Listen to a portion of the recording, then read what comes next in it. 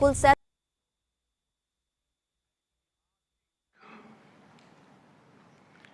AI impact summit में आप सभी का हार्दिक अभिनंदन है। ये समिट जिस भारत में हो रही है वो भारत 1/6 ऑफ ह्यूमैनिटी को रिप्रेजेंट करता है। भारत दुनिया की सबसे बड़ी युवा आबादी का देश है, सबसे बड़े टेक टैलेंट पूल का केंद्र है, सबसे बड़े टेक एनेबल्ड इकोसिस्टम का उदाहरण है। भारत नई टेक्नोलॉजी बनाता भी है और उसे अभूतपूर्व तेजी से अपनाता भी है। नई टेक्नोलॉजी के प्रति उत्सुक 140 करोड़ भारतीयों की ओर से मैं आप सभी heads of governments, global AI ecosystem के लीडर्स और इनोवेटर्स का इस समिट में स्वागत करता हूं, आपका आभार व्यक्त करता हूं। इस समिट का भारत में होना भारत के साथ ही पूरे ग्लोबल साउथ के लिए गर्व का विषय है। इस समिट में AI जगत के हुज हू यहां पर मौजूद है। दुनिया के 100 से ज्यादा देशों का रिप्रेजेंटेशन, दुनिया के कोने कोने से यहां आए महानुभाव इसकी सफलता को नई ऊंचाई पर ले जा रहे हैं। इसमें यंग जनरेशन की जो उपस्थिति हमने देखी है वो एक नया विश्वास पैदा करती है। आमतौर पर नई टेक्नोलॉजी को लेकर कुछ लोगों में शुरुआती में संदेह होता है, लेकिन जिस तेजी और भरोसे के साथ दुनिया की युवा पीढ़ी AI को स्वीकार कर रही है, उसकी ओनरशिप ले रही है, AI का इस्तेमाल कर रही है, वो अभूतपूर्व है। यहां AI समिट की एग्जीबिशन को लेकर भी बहुत उत्साह रहा है। खासकर यंग टैलेंट बहुत बड़ी संख्या में आया है। एग्रीकल्चर, सिक्योरिटी, दिव्यांगजनों की मदद, मल्टीलिंगुअल पॉपुलेशन की तमाम जरूरतों से जुड़े जो भी सॉल्यूशंस यहां प्रेजेंट किए गए हैं वो इस फील्ड में मेड इन इंडिया की ताकत और भारत की इनोवेटिव कैपेबिलिटीज का बहुत बड़ा उदाहरण है। साथियों, मानव इतिहास में हर कुछ शताब्दियों के बाद एक टर्निंग पॉइंट आता है और वो टर्निंग पॉइंट सभ्यता की दिशा रीसेट करता है और वहीं से विकास की रफ्तार बदलती है। सोचने, समझने और काम करने के पैराडाइम बदलते हैं और दिलचस्प बात यह है, जब हम ट्रांसफॉर्मेशन के उस दौर में होते हैं तब उसके वास्तविक इंपैक्ट का अंदाजा भी नहीं होता। जब पत्थरों से पहली बार स्पार्क निकला, किसी ने नहीं सोचा था कि वही चिंगारी सिविलाइजेशनल की फाउंडेशन बनेगी। जब बोली को पहली बार लिपि में बदला गया, किसी ने नहीं जाना था कि रिटन नॉलेज फ्यूचर सिस्टम की बैकबोन बनेगी। जब पहली बार सिग्नल्स को वायरलेस ट्रांसमिट किया गया, किसी ने कल्पना नहीं की थी कि एक दिन पूरी दुनिया रियल टाइम में कनेक्ट होगी। साथियों, आर्टिफिशियल इंटेलिजेंस मानव इतिहास का ऐसा ही ट्रांसफॉर्मेशन है। आज जो हम देख रहे हैं, जो प्रिडिक्ट कर रहे हैं, वो इसके इंपैक्ट का सिर्फ प्रारंभिक संकेत है। एआई मशीनों को इंटेलिजेंट बना रही है, लेकिन उससे भी अधिक मानव सामर्थ्य को कई गुना बढ़ा रही है। अंतर सिर्फ एक है, इस बार स्पीड भी अभूतपूर्व है और स्केल भी अप्रत्याशित है। पहले टेक्नोलॉजी का इंपैक्ट दिखने में दशकों लगते थे। आज मशीन लर्निंग से लर्निंग मशीन तक का सफर तेज भी है, गहरा भी है, व्यापक भी है। इसलिए हमें विजन भी बड़ा रखना है और जिम्मेदारी भी उतनी ही बड़ी निभानी है। वर्तमान पीढ़ी के साथ ही हमें इस बात की भी चिंता करनी है कि आने वाली पीढ़ियों के हाथों में हम एआई का क्या स्वरूप सौंप कर जाएंगे। इसलिए आज असली प्रश्न यह नहीं कि भविष्य में आर्टिफिशियल इंटेलिजेंस क्या कर सकती है। प्रश्न यह है कि वर्तमान में हम आर्टिफिशियल इंटेलिजेंस के साथ क्या करते हैं। ऐसे प्रश्न मानवता के सामने पहले भी आए हैं। सबसे सशक्त उदाहरण है न्यूक्लियर पावर। हमने उसका डिस्ट्रक्शन भी देखा है और सकारात्मक कंट्रीब्यूशन भी देखा है। एआई भी एक ट्रांसफॉर्मेटिव पावर है। दिशाहीन हुई तो डिसरप्शन, सही दिशा मिली तो सॉल्यूशन। एआई को मशीन सेंट्रिक से ह्यूमन सेंट्रिक कैसे बनाएं, संवेदनशील और उत्तरदायी कैसे बनाएं, यही इस ग्लोबल एआई इंपैक्ट समिट का मूल उद्देश्य है। साथियों, भारत एआई को किस दृष्टि से देखता है, उसका स्पष्ट प्रतिबिंब इस समिट की थीम में है। सर्वजन हिताय, सर्वजन सुखाय, welfare for all, happiness of all. यही हमारा बेंचमार्क है।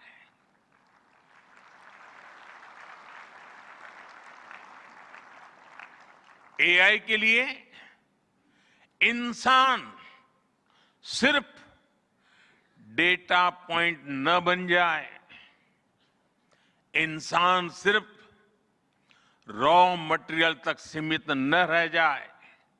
इसलिए एआई को डेमोक्रेटाइज करना होगा, इसे इंक्लूजन और एम्पावरमेंट का माध्यम बनाना होगा और विशेष रूप से ग्लोबल साउथ में। साथियों, हमें एआई को ओपन स्काई भी देना है और कमांड भी अपने हाथ में रखना है। जैसे जीपीएस होता है, जीपीएस हमें रास्ता सुझाता है, लेकिन हमें किस डायरेक्शन में जाना है इसकी फाइनल कॉल हमारी ही होती है। आज हम एआई को जिस दिशा में लेकर जाएंगे वैसा ही हमारा भविष्य तय होगा। साथियों, आज new Delhi AI impact summit में मैं एआई के लिए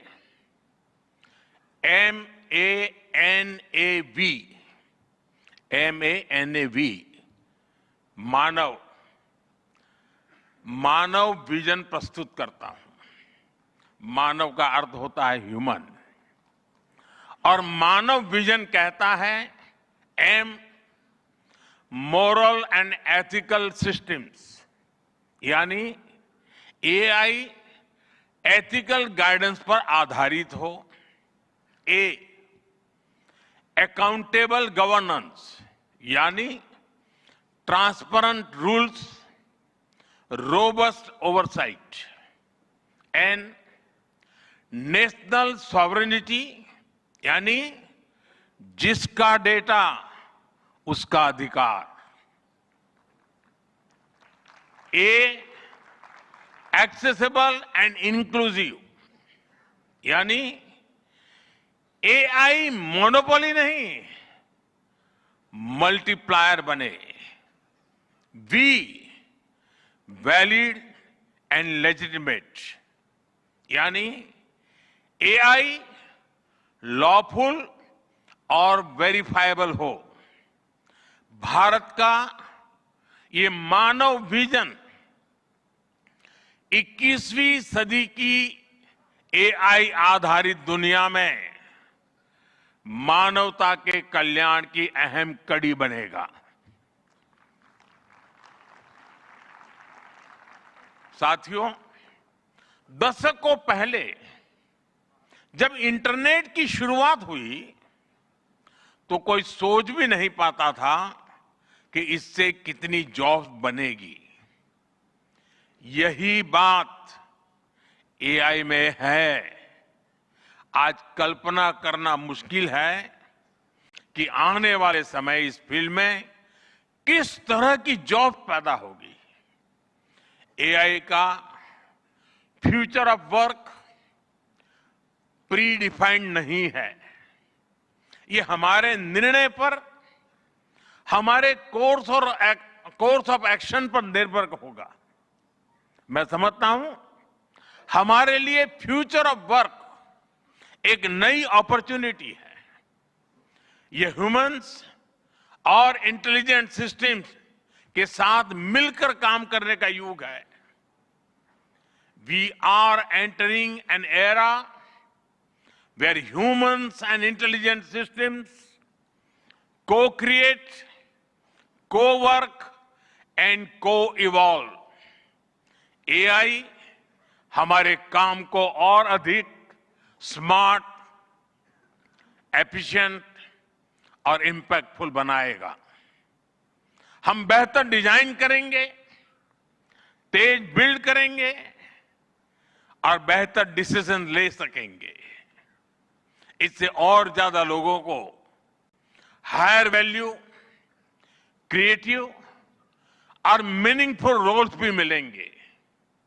ये इनोवेशन, एंटरप्रेन्योरशिप और न्यू इंडस्ट्रीज के लिए बड़ा मौका है।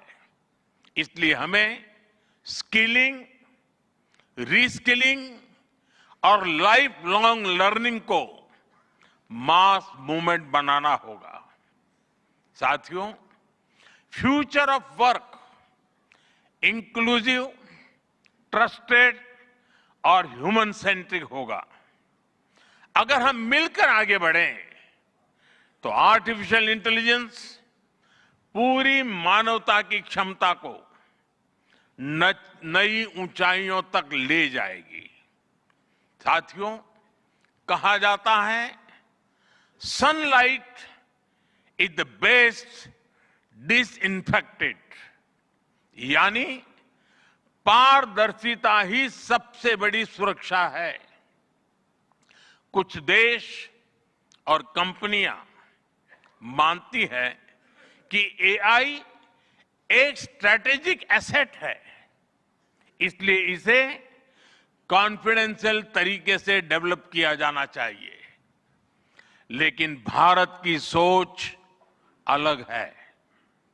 हम मानते हैं कि एआई जैसी तकनीक तभी दुनिया के लिए लाभकारी होगी जब उसे शेयर किया जाएगा, जब कोड ओपन होंगे और शेयर किए जाएंगे, तभी हमारे मिलियंस ऑफ यंग माइंड्स उन्हें बेहतर और सुरक्षित बना पाएंगे। इसलिए आइए हम ये संकल्प लें कि एआई को ग्लोबल कॉमन गुड के रूप में विकसित किया जाएगा। साथियों, आज की एक बहुत बड़ी आवश्यकता ग्लोबल स्टैंडर्ड्स बनाने की भी है। डीप फेक्स और फैब्रिकेटेड कंटेंट ओपन सोसाइटीज में अस्थिरता ला रहे हैं। फिजिकल वर्ल्ड में हम फूड पर न्यूट्रिशन लेबल्स देखते हैं ताकि हमें पता हो कि हम क्या खा रहे हैं। ठीक उसी तरह डिजिटल वर्ल्ड में कंटेंट पर भी ऑथेंटिसिटी लेवल्स होने चाहिए ताकि लोगों को पता हो कि क्या असली है और क्या एआई से बनाया गया है। जैसे जैसे एआई ज्यादा टेक्स्ट, इमेजेस और वीडियोज बना रहा है, वैसे वैसे इंडस्ट्री में वाटरमार्किंग और क्लियर सोर्स स्टैंडर्ड्स की जरूरत बढ़ती जा रही है। इसलिए ये जरूरी है कि ये विश्वास टेक्नोलॉजी में शुरू से बिल्ट इन हो। साथियों, हमें चिल्ड्रन सेफ्टी के प्रति और अधिक सजग होना होगा। जैसे स्कूल का सिलेबस क्यूरेटेड होता है, वैसे ही एआई स्पेस भी चाइल्ड सेफ और फैमिली गाइडेड होना चाहिए। फ्रेंड्स, आज दुनिया में दो तरह के लोग हैं। एक, जिन्हें एआई में भय दिखता है, वो हमेशा वैसी बात करते हैं। ऐसे लोग जिन्हें एआई में भय दिखता है, और दूसरे वो जिन्हें एआई में भाग्य दिखता है। और साथियों, मैं जिम्मेवारी के साथ कहता हूं, गर्व के साथ कहता हूं, हमें भय नहीं, भारत को एआई में भाग्य दिखता है, भारत को एआई में भविष्य दिखता है। हमारे पास टैलेंट भी है, एनर्जी कैपेसिटी भी है और पॉलिसी क्लैरिटी भी है। और मुझे आपको ये बताते हुए खुशी है कि इस समिट में 3 भारतीय कंपनियों ने अपने एआई मॉडल्स और एप्स लॉन्च किए हैं। ये मॉडल्स हमारे यूथ के टैलेंट को दिखाते हैं और भारत जो सॉल्यूशंस दे रहा है उसकी डेप्थ और डाइवर्सिटी का भी प्रतिबिंब है। साथियों, भारत सेमीकंडक्टर और चिप मेकिंग से लेकर क्वांटम कंप्यूटिंग तक एक रिजिलिएंट इकोसिस्टम बना रहा है। सिक्योर डेटा सेंटर्स, मजबूत IT backbone dynamic startup ecosystem Bharat को एफोर्डेबल, स्केलेबल और सिक्योर एआई सॉल्यूशंस का नेचुरल हब बनाते हैं। भारत के पास डायवर्सिटी भी है, डेमोग्राफी भी है और डेमोक्रेसी भी है। जो एआई मॉडल भारत में सक्सीड करता है वो ग्लोबली डिप्लॉय हो सकता है। इसलिए मैं आप सभी को आमंत्रित करता हूं, design and develop in India, deliver to the world, deliver to humanity. एक बार फिर आप सभी को मेरी बहुत बहुत शुभकामनाएं। थैंक यू, धन्यवाद।